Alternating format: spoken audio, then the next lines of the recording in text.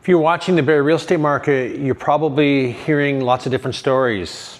Some say it's crashing, some say it's doing better, some say it's stable. In this video today, I'm going to go through what is actually happening in the Barrie real estate market. I'm going to cover off some numbers in there, I'm going to cover off a bit of stats in there, and I'm going to cover off what buyers are interpreting this market as, and I'm also going to look at why certain inventory is selling and why isn't other parts of the inventory equation is not selling. So stick around for the entire video. Lots of great information coming your way. Are people confused? Well, there's a few reasons why people are confused. They're seeing a range of different product being listed at different price points. Whether it's a low range, high range, mid range, there's a lot of different pricing strategies going on and a lot of different pricing that isn't really matched to what a buyer is willing to pay. And I'm seeing this all the time. I'm seeing some homes getting listed and selling relatively fast because they're using the data. And that's so important today is when you're looking at the data, what is selling based on the product that you're trying to sell. And buyers are looking at that data. And I've said in other videos, they're living on house stigma that tells them exactly what's going on. They see days on market. They see histories of the listings. So they're actively using today's new platforms, in a sense, for guidance. And that's what I'm seeing with a lot of my buyers. They live on that platform.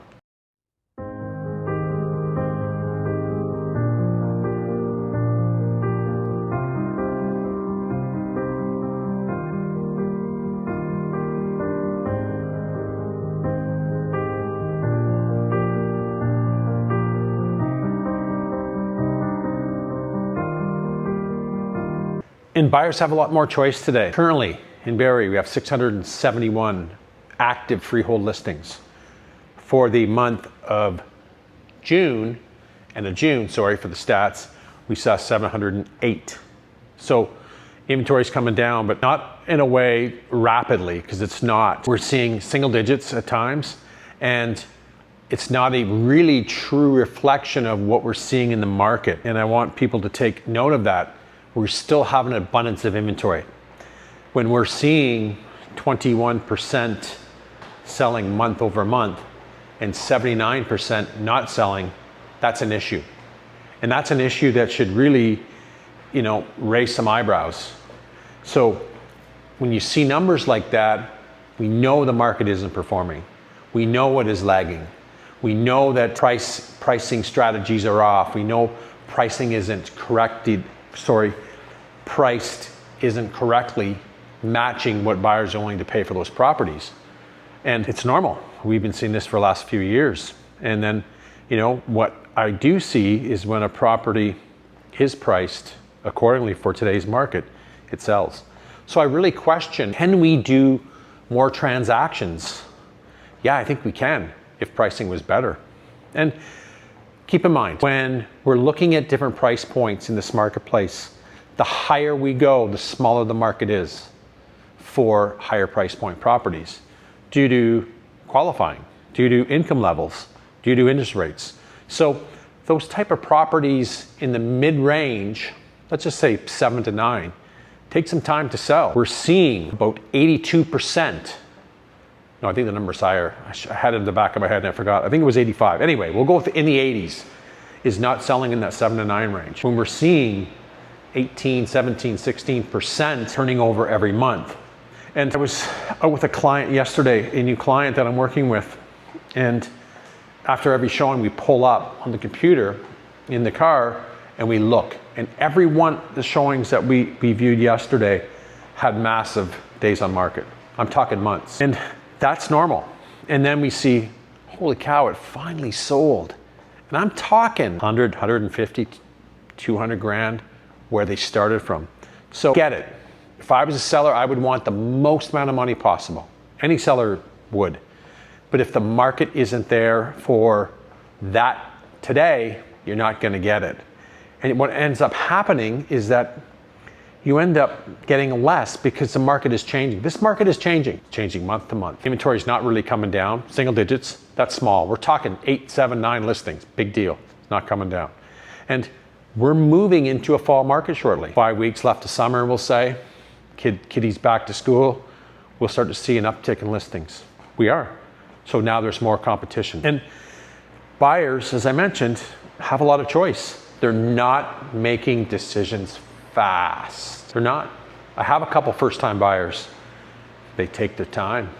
If it isn't perfect when they walk in the door, or there's something that scares them in the property, time to go. Even though I like it, I'm scared of this, or I don't know how much this is going to cost me later on down the road, and they move on. So what does that mean for sellers? I talk about it all the time. I talk about how important it is to make sure that the home is prepped for sale. Take your time, sellers. Don't rush that process. It is a process that is not to be rushed. If you want to keep a buyer in your home longer, maximize presentation. And I'm not saying going out and spending hundreds of thousands of dollars or tens and twenties of thousands of dollars. Nope. I'm talking some paint. I'm talking really deep cleaning paint. Floors are in good shape. It's okay if it's dated. People at Barrie's got a lot of older homes in it, a lot of older subdivisions. Buyers aren't expecting all the bells and whistles. Some are, but they're willing to pay for it. So they're not really looking at that home that needs a lot of updates. They want something more, and they're willing to pay for that. So just remember that. Take your time and definitely put a focus on presentation. And just not the interior. You gotta look at the exterior. It's just as important. Look at the driveway. Look at the lawn. Look at the flower beds. Everything. Look at the trees. Be very selective and be very detailed. Because I tell you right now, the sellers that put in the time, they get rewarded. But price has to match what is going on in this marketplace. If it's not matching, it's gonna sit and sit and sit and sit. And I got this question asked the other day from a listing that I may have coming up. And I'm gonna be honest, I don't know if I really wanna take it because the home needs extensive amount of work. The seller is on the fence about doing anything, and they have a tenant upstairs. And I walked that property today. To my surprise, it was better than I thought it was gonna be. So, but there's still work to be done. And the lower level needs some work, but when we were talking price the other day, and I said, I can't give you an evaluation until I look at the top. He was hoping for a number he just spit out there, and I went, you're never getting that. And in his first remarks were, can we try? Why try? I can prove to you that it's not gonna work by just showing you data and showing you listings that have sold that are superior to what your property is today at this price point. So, too many optimistic sellers out there? Yes, there is. And they're tough to convince. And as an agent that is very data driven, I'm gonna say it, I only take the stuff that I know I can sell, because everything else to me is a waste of time, where I'll end up losing the contract anyway because I can't sell it.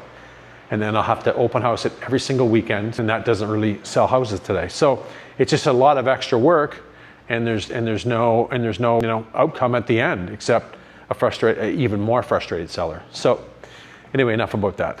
I wrote some of these numbers down, and I think they're important to share. So this is June. We don't have July stats out, but this is the closest thing to it. But I'm going to cover off of amount of actives in each price range from 500,000 right down to $1 million and above. So we saw in that low range, we are seeing good activity. We are. We're seeing, for the month of June, we saw a 67% increase in transactions over last year. That's huge. Where is that coming from? That's your question you're going to ask me.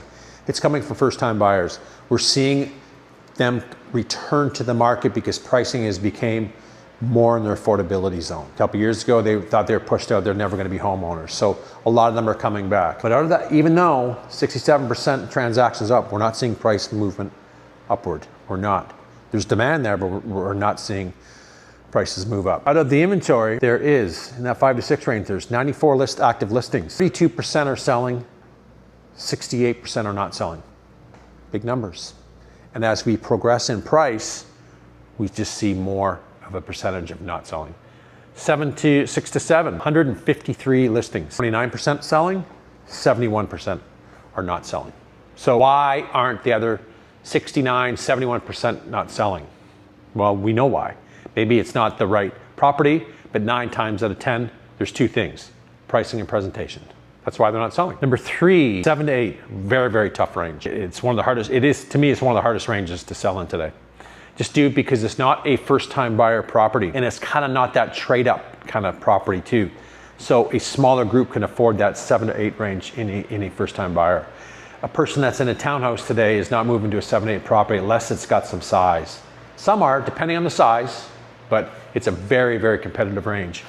We are seeing 152 listings, 25% selling, 75% not selling. I want to get these numbers done. 8 to 9, 133 active listings, 38 down 38% from last year, 14% selling, 86% not selling. 9 to a million, 66 listings, 13% selling, 87% not selling.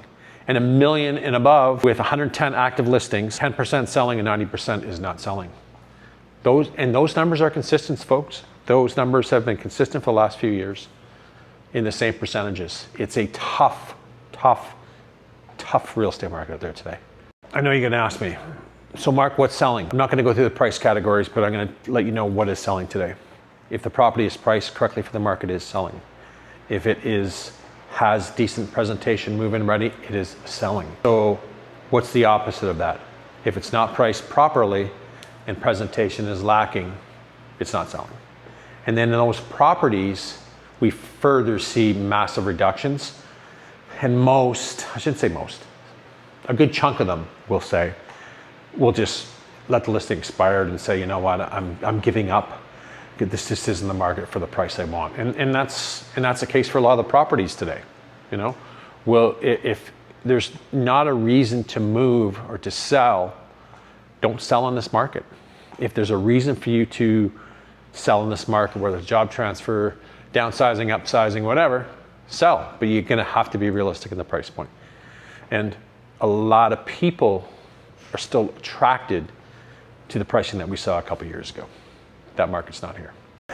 The biggest buyer opportunities today in this marketplace. Well, as I mentioned, a lot of buyers are keeping themselves educated on house stigma with days on market, watching properties. I have a couple, we're watching them. We're not ready to make a move because the prices are too high. Speaking with the agents, sellers want a certain number. Okay, we'll wait or we'll find something that comes up and meets it. So it's a hard thing to get a deal done today in a sense because we need a willing seller. And when I'm representing buyers in transactions and I'm looking at days on market as guidance and I'm looking at price movement down, I'll assess things. And if the home is vacant, that's another opportunity for a buyer because no one wants to be paying for something that they're not occupying. So there is some opportunities in that part of it.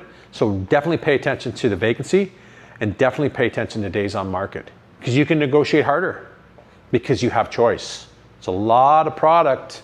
We just covered it all off in the percentages. It's not great. So that's leverage for a buyer today. In saying that, I've had negotiations fall flat due to seller not agreeing to our price. So what do? We move on. We don't talk about it. We just go, okay, you know what? This is what can happen. And the buyers are educated up front to saying, hey, hopefully we're successful, but there's a good chance that we will not be successful.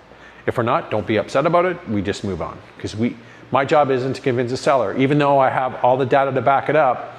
And do I pull out those tools? At times I do and communicate to the agent and I'll rhyme off stats when they're trying to say, oh, it's great value there. No, it's not great value there because this is how much the inventory is not selling. So it's not great value. So I actively shut them down if they start telling me that stuff that it's a great deal or you know, you can't find another house like this, and I hear all kinds of stories. So I shut them down because I have the hard data. I encourage both buyers and sellers always to be data driven all the time. Seller mistake is pricing too high. Let's try this price. Let's see if someone will bite. They're not biting. And often the prices are 5 to 10% higher. So you get a lack of showings. When I say 5 to 10%, that may seem like a small number, but when you're talking hundreds of thousands of dollars, that becomes a very large number. So if the pricing is off to what the market is willing to pay for that type of property today, it's just gonna sit. It's not gonna do anything. So, and I'm not even, do I say try a higher price for 2 weeks? No, I really don't. I'm the opposite. Try a price that the market is today because competition is fierce, right? And it depends a lot on people's motivation, but Once you overprice something, it's hard to get them back and looking at it. You lose negotiation power right off the bat. Time will do that. Days on market will grow. Buyers will go, hey, you know what, this has been listed for 60, 90 days, nothing. Even when you have some price changes. And then what happens is that buyers will often go, I wonder what's wrong with it. It's not selling. And even when the price could be matched properly to what the market is, the problem there is they've waited too long. Buyers have forgotten about it.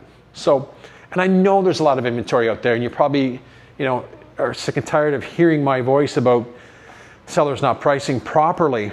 But I'm only saying it because I'm data driven. I'm only saying that because I'm looking at the numbers, what's selling and what's not selling. So the numbers are telling me two different things. Hey, don't get me wrong. I'd love every seller to get exactly what they want. It's just the reality of this market isn't that way right now. What do I think that will happen next? I think he will be in the same kind of a strategy of more what we're in today. Pricing is number one, presentation, and data driven. That I don't think that's going to change anytime soon. I'm not seeing numbers pick up to say that demand is picking up. I'm not. Or we're starting to see some increases on some pricing. We're not seeing that. So I think this will continue for some time. I think competition will continue to be fierce for sellers. And for the buyers, I think the buyers have more opportunities today than ever in a sense of selection. Right? And as I mentioned, I have a couple. What are they looking at? They're looking at the best of the best. That's it. So that parameters could be wide in a sense, and price points and locations could be wide, but most are looking closely at the presentation. They want something more turnkey. And they don't mind doing some paint and that, but they don't have a budget to do extensive renovations. If there's property that needs extensive renovations and is priced with that taking into account, yeah, it will sell. But you have to make sure that the pricing is there to support the value of that property. If it's overpriced, it's just, you're doing yourself no good. Encourage viewers, if you have any questions, leave a comment. Give me a call, drop me a text, 705-309-5300. I love getting comments, and I love answering people's questions.